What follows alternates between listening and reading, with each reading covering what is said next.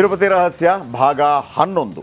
ಸುರಪುರದ ಮಾಜಿ ಶಾಸಕ ಇದ್ದಾರಲ್ಲ ರಾಜುಗೌಡರು, ಆ ಸುರಪುರದ ಸಂಸ್ಥಾನದ ಭಾಗ ಅವರು. ಈ ಸುರಪುರ ರಾಜ ತಿರುಪತಿಗೆ ಎಂತೆಂಥ ಕೊಡುಗೆಗಳನ್ನು ಕೊಟ್ಟಿದ್ದಾರೆ. ಅಲ್ಲಿ ರಥ ಎಳೆಯುವಾಗಲೂ ಈಗಲೂ ಕೂಡ ಸುರಪುರ ರಾಜನ ಹೆಸರನ್ನು ಮೊದಲು ಹೇಳ್ತಾರೆ. ಆದರೆ ಅವ್ರಿಗೊಂದು ಏನೋ ಒಂದು ವಿಶೇಷ ಏನಪ್ಪ ಅಂತಂದರೆ, ಸುರಪುರದ ಈ ಇಷ್ಟೆಲ್ಲ ಆರಾಧನೆ ಮಾಡುವಂಥವರು ತಿರುಪತಿ ಬೆಟ್ಟ ಹತ್ತೋಂಗಿಲ್ಲ, ತಿರುಪತಿ ತಿಮ್ಮಪ್ಪನ ದರ್ಶನ ಮಾಡೋಂಗಿಲ್ಲ. ವೇಣುಗೋಪಾಲ ಸ್ವಾಮಿ ದೇವಸ್ಥಾನ ಇದೆ ಸುರಪುರ ಸಂಸ್ಥಾನದಲ್ಲಿ. ಹೆಂಗೆ ಮಾಡಿದ್ದಾರೆ ಅಂತಂದರೆ, ಆ ಅರಮನೆಯ ಬಾಗಿಲನ್ನು ಹಿಂಗೆ ತೆಗೆದರೆ, ಒಂದು ಕಿಟಕಿಯನ್ನು ತೆಗೆದರೆ ಗರ್ಭಗುಡಿಯಲ್ಲಿ ವೆಂಕಟೇಶ್ವರನಿಗೆ ಮಹಾ ಪೂಜೆಗಳಾಗ್ತಾ ಇರುವಂಥ ದೃಶ್ಯ ಇದೆಯಲ್ಲ, ಆ ಕಿಟಕಿಯಿಂದ ಕಾಣುತ್ತೆ. ಆಶ್ಚರ್ಯ ಏನಪ್ಪ ಅಂದರೆ ಇವರು ಅಲ್ಲಿಗೆ ಹೋಗೋಂಗಿಲ್ಲ. ವೆರಿ ಇಂಟ್ರೆಸ್ಟಿಂಗ್ ಸ್ಟೋರಿ, ಬನ್ನಿ ನೋಡೋಣ.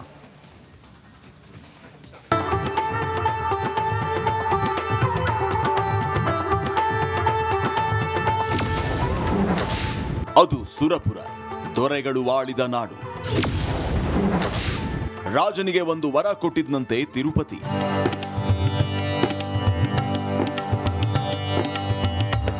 ಸುರಪುರ ಎಂತ ಇದ್ದಂತೆಯೇ ಅದು ನಾಯಕರ ನಾಡು ಅಂತ ಎಲ್ರಿಗೂ ಗೊತ್ತಾಗುತ್ತೆ. 3 ಶತಮಾನಗಳ ಕಾಲ ಸುರಪುರವನ್ನ ರಾಜಧಾನಿಯನ್ನಾಗಿಸಿಕೊಂಡು ರಾಜ್ಯಭಾರ ಮಾಡಿದ ಗೋಸಲ ವಂಶಜರು ಧಾರ್ಮಿಕತೆಗೆ ಹೆಚ್ಚು ಒತ್ತು ಕೊಟ್ಟಿದ್ರು. 100ಕ್ಕೂ ಹೆಚ್ಚು ದೇಗುಲಗಳನ್ನು ನಿರ್ಮಿಸಿದ್ರು.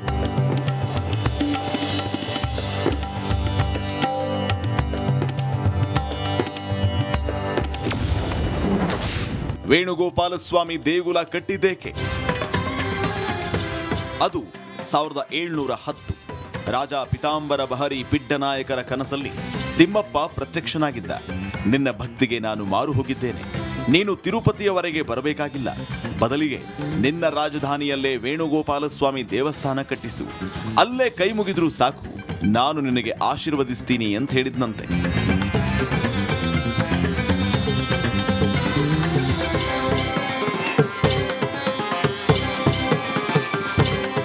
ರಾಜ ಪಿತಾಂಬರ ಬಹರಿ ಪಿಡ್ಡನಾಯಕರು ವಿಜಯನಗರ ಶೈಲಿಯಲ್ಲಿ ದೇವಸ್ಥಾನ ನಿರ್ಮಿಸಿದ್ರು. 52 ಸುಂದರ ಮೆಟ್ಟಿಲುಗಳು, ನವರಂಗ ಚಂದನ ಕೆತ್ತನೆಯ ಕಂಬಗಳು, ಆಕರ್ಷಕ ಗರ್ಭಗುಡಿಯು ದೇವಸ್ಥಾನದ ಆಕರ್ಷಣೆ ಹೆಚ್ಚಿಸಿದೆ. ಸುರಪುರದ ಅರಸರು ವೈಷ್ಣವ ಮತಾವಲಂಬಿಗಳಾಗಿದ್ರು. ಆದ್ದರಿಂದ ವೇಣುಗೋಪಾಲ ಸ್ವಾಮಿಯನ್ನ ತಮ್ಮ ಆರಾಧ್ಯ ದೈವವನ್ನಾಗಿಸಿಕೊಂಡಿದ್ದಾರೆ. ವೇಣುಗೋಪಾಲನಾಗಿ ನಾನು ಸುರಪುರದಲ್ಲೇ ನೆಲೆಸ್ತೀನಿ, ನೀವು ಅಲ್ಲೇ ನನ್ನನ್ನು ದರ್ಶನ ಮಾಡಿ ಅಂತ ಹೇಳ್ತಾನೆ. ಹಾಗಾಗಿ ಸುರಪುರದ ನಾಯಕ ಅರಸರು ಸುರಪುರದಲ್ಲಿ ಒಂದು ಅದ್ಭುತವಾದಂಥ ವೇಣುಗೋಪಾಲ ಸ್ವಾಮಿ ದೇವಸ್ಥಾನ ಕಟ್ಟಿಸಿದ್ದಾರೆ. ನೋಡೋಕೆ 2 ಕಣ್ಣು ಸಾಲದು. ಇವತ್ತಿಗೂ ಸುರಪುರದ ನಾಯಕ ಅರಸರು ತಿರುಮಲಕ್ಕೆ ಹೋಗೋದಿಲ್ಲ, ಭೇಟಿ ಕೊಡೋದಿಲ್ಲ.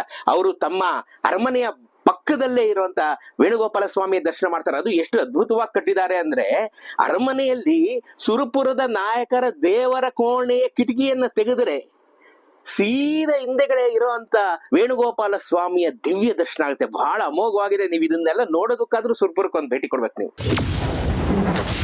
ಅರಮನೆಯಿಂದಲೇ ದೇವರ ದರ್ಶನ ಸಾಧ್ಯ.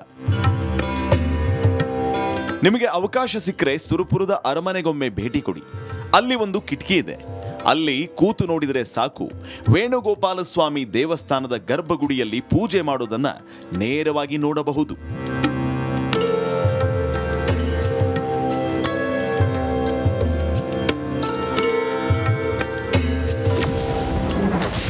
ರಾಜರೇ, ನೀವು ತಿರುಪತಿಗೆ ಬರಬೇಡಿ.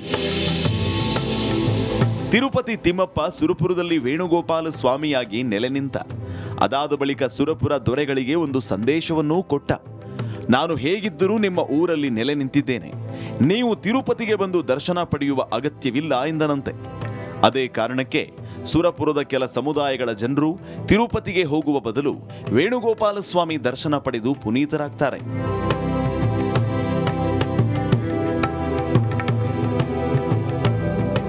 ಸುರಪುರದ ನಾಯಕರು ತಿರುಪತಿಗೆ ಯಾಕೆ ಹೋಗಲ್ಲ ಅನ್ನೋದಕ್ಕೆ ಮತ್ತಷ್ಟು ಕಾರಣಗಳಿದೆ. ಅವುಗಳನ್ನು ಶೀಘ್ರವೇ ನಿಮ್ಮ ಮುಂದೆ ಇಡ್ತೀವಿ. ಮಾಜಿ ಶಾಸಕರಾದ ರಾಜುಗೌಡ್ರವರು ಆ ರಹಸ್ಯಗಳನ್ನ ನಿಮ್ಮ ಮುಂದೆ ಇಡ್ತಾರೆ, ಕಾಯುತ್ತಿರಿ. Rajashekhar Jahagirdar, news desk, republic Kannada. ಇವತ್ತು 11ನೇ ಎಪಿಸೋಡ್ ತಿರುಪತಿಯದ್ದು. ಆಮೇಲೆ ಇದಕ್ಕೆ ವಾಯ್ಸ್ ಓವರ್ ಕೊಟ್ಟಿರೋದು ನಮ್ಮ ಶ್ರೀಪಾದ್ ಪಾಟೀಲ್ರು. ಒಮ್ಮೊಮ್ಮೆ ಭಾಳ ಅದ್ಭುತ ಕೊಡ್ತೀರಿ.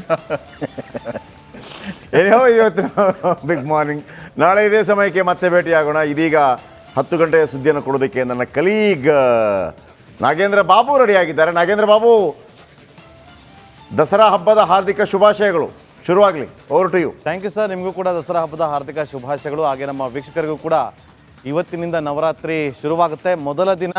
ಹಾಗಾಗಿ ನಮ್ಮ ವೀಕ್ಷಕರಿಗೂ ಕೂಡ ದಸರಾ ಹಬ್ಬದ ಶುಭಾಶಯವನ್ನು ತಿಳಿಸ್ತಾ, ನೋಡಿ ಇವತ್ತು ವಿಜಯಪುರದಲ್ಲಿ ಒಂದು ಘಟನೆ ಆಗಿದೆ. ಯಾರು ಕೂಡ ಊಹೆ ಮಾಡಿರಲಿಲ್ಲ ಇಲ್ಲಿ ಈ ರೀತಿಯಾಗಿ ಆಗುತ್ತೆ ಅಂತ. ಅಂದರೆ ಅಲ್ಲಿ ವಿಗ್ರಹವನ್ನು ವಿರೂಪಗೊಳಿಸುವಂಥ ಕೆಲಸ ಆಗಿದೆ. ಅಲ್ಲಿ ಬೇರೆದೇ ಶಂಕೆಗಳಿಗೆ ವ್ಯಕ್ತವಾಗ್ತಾ ಇದೆ.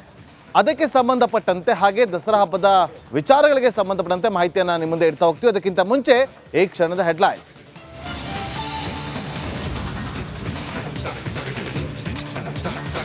ಕಳೆಗಟ್ಟಿದ ದಸರಾ ಸಂಭ್ರಮ.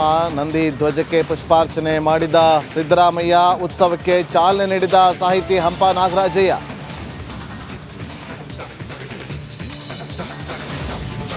ಬ್ರಾಹ್ಮಣ ಸಾವರ್ಕರ್ ಗೋಮಾಂಸ ತಿಂತಾ ಇದ್ರು, ಜಿನ್ನ ಹಂದಿ ಮಾಂಸ ಸೇವಿಸ್ತಾ ಇದ್ರು. ಮತ್ತೆ ವಿವಾದ ಕೆದಕಿದ ಸಚಿವ ದಿನೇಶ್ ಗುಂಡೂರಾವ್.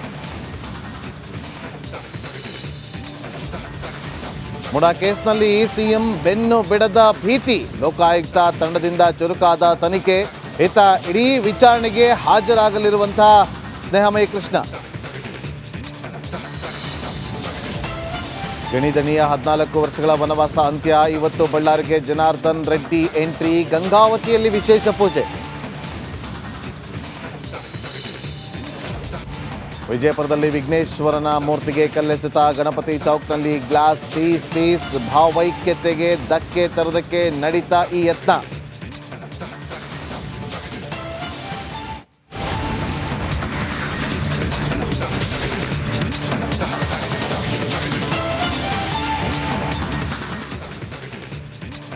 ವಿಜಯಪುರದಲ್ಲಿ ನಡೆದಿರುವಂಥ ಘಟನೆ ಬಗ್ಗೆ ಹಿಂದೆ ನಿಮಗೆ ಹೇಳ್ತಾ ಇದ್ದೆ ನೋಡಿ. ಈಗ ಗಣಪತಿ ವಿಗ್ರಹಕ್ಕೆ ಕಲ್ಲನ್ನ ಎಸೆದಿರುವಂಥ ಘಟನೆ ಆಗಿದೆ.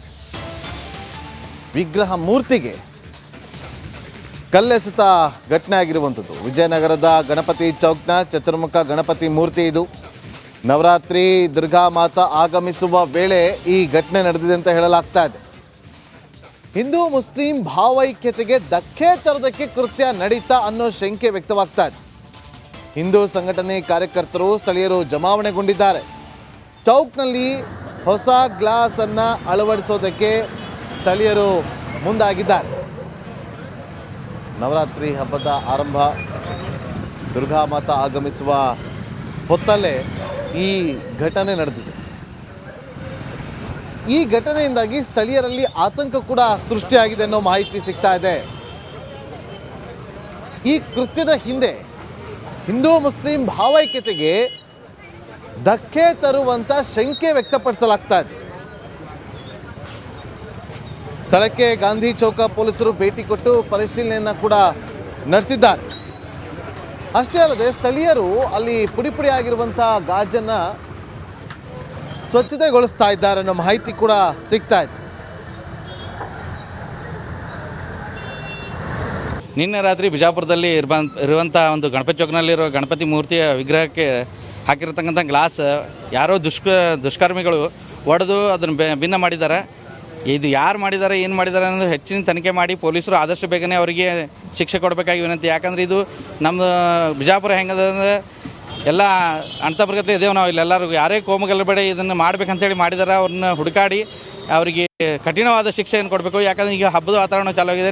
ಈಗ ಹಬ್ಬದ ವಾತಾವರಣದಲ್ಲಿದ್ದೀವಿ. ಇಂಥ ಒಂದು ಕೋಮುಗಲಭೆಗೆ ಯಾರು ಕೈ ಹಾಕಿದ್ದಾರೆ ಅವರಿಗೆ ಆದಷ್ಟು ಬೇಗನೆ ಪೊಲೀಸರು ಹುಡುಕಾಡಿ ಶಿಕ್ಷೆ ಕೊಡಬೇಕಾಗಿ ನಮ್ಮ ವಿನಂತಿ. ಸರ್, ಇದು ಗ್ಲಾಸ್ ಅಂತ ನೋಡ್ರಿ, ಕಂಡಪಟ್ಟಿ ದೊಡ್ಡ ಕಲ್ಲು ಬಿದ್ದಿದೆ. ಅದು ಯಾರೋ ಬೇಕಂತಲೇ ಮಾಡಿದ್ದೆ, ಅದು ದುಷ್ಕೃತ್ಯ ಬೇಕಂತಲೇ ಇದನ್ನು ಸಮಾಜದ. ಸ್ಥಳೀಯರೊಬ್ಬರು ವೀರೇಶ್ ಅಂತೇಳಿ ನಮ್ಮೊಂದಿಗೆ ಸಂಪರ್ಕದಲ್ಲಿದ್ದಾರೆ. ವೀರೇಶ್ ಅವರೇ ನಮಸ್ಕಾರ. ನಮಸ್ಕಾರ ಸರ್. ಏನಾಯ್ತು, ಎಷ್ಟೊತ್ತಿಗೆ ಈ ಘಟನೆ ಆಗಿದ್ದು, ಯಾರು ಮಾಡಿರೋದು ಅನ್ನೋದು ನಿಮ್ಮ ಅನುಮಾನ? ಸರ್, ಅದು ಯಾರು ಮಾಡಿದಾರೋ ಇನ್ನೂ ಪರಿಶೀಲನೆ ನಡೆಸ್ತಾ ಇದ್ದಾರೆ ಸರ್. ಸ್ಥಳೀಯರಲ್ಲಿ CC ಕ್ಯಾಮ್ರಾದಲ್ಲಿ ನೋಡ್ತಾ ಇದ್ದಾರೆ, ಚೆಕ್ ಮಾಡ್ತಾ ಇದ್ದಾರೆ ಪೊಲೀಸರು. ಅದು ರಾತ್ರಿ 1-1:30 ಸುಮಾರಿಗೆ ಆಗಿರ್ಬೋದು ಸರ್. ನಮಗೆ ಬೆಳಿಗ್ಗೆ ಗೊತ್ತಾಯ್ತು. ನಾವೆಲ್ಲರೂ